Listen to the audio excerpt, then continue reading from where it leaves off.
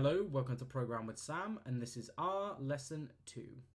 So R, much like any language, has the capacity for looping or iterating, and this means that we can work over a sequence of objects, perform operations on it, or even append values to a new object. And in R, loops can be declared like so. If we say for I in range 1, 10, in range 10. And then we declare the body of the loop in there.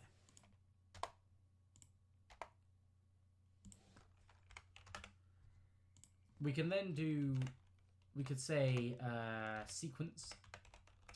So we'll create a new vector, and what we will do is sequence is equal to C sequence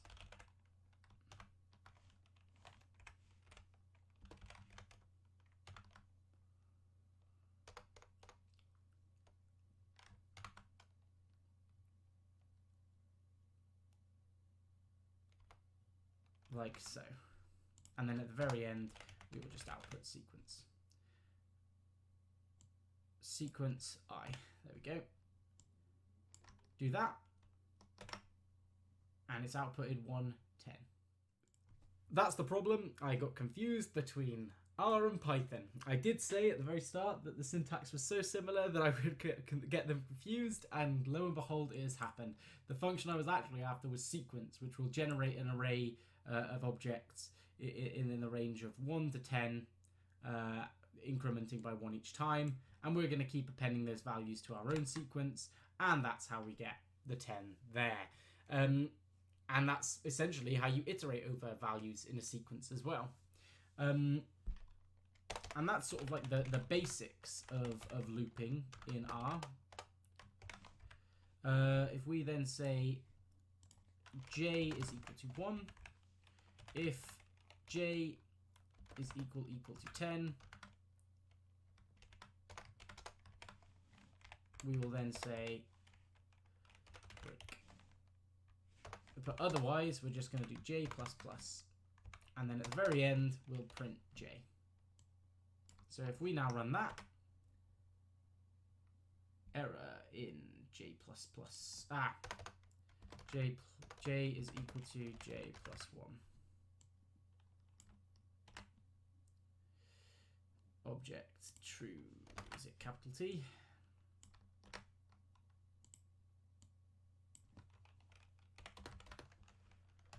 Okay, well j is less than 10 then, and we don't actually need that.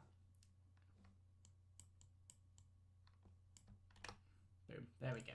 So while loops work in the same way, like you just have your condition there, for is the same.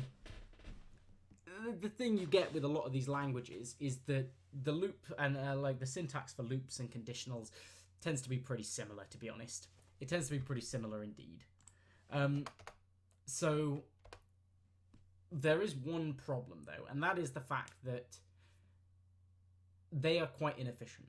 Loops in R are implemented in a way that aren't very efficient for the data types that you're working on, which are vectors and matrices or sequences, that kind of thing. In R, the way to actually loop over things is to use a function called apply. Now we should be able to run that, and it actually does the mean of each row.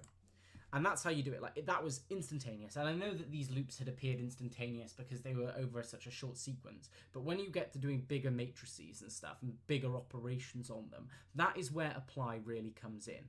Now, there are other types and variants of apply, which are important to bear in mind. There is lapply, which is for performing operations on lists. So actually, it might be possible for lapply to do on sequence. There we go, that's worked. And then what we can do is we can add func in there.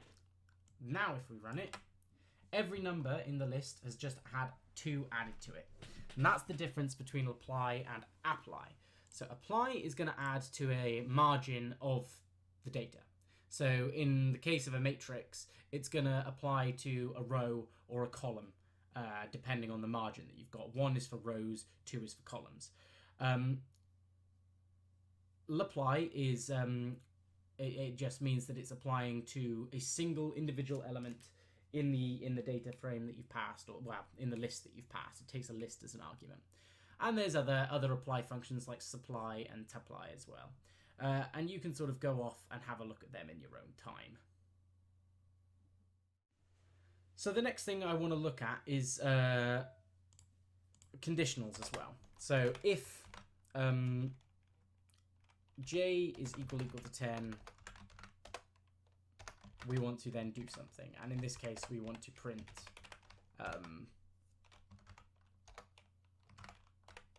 hello.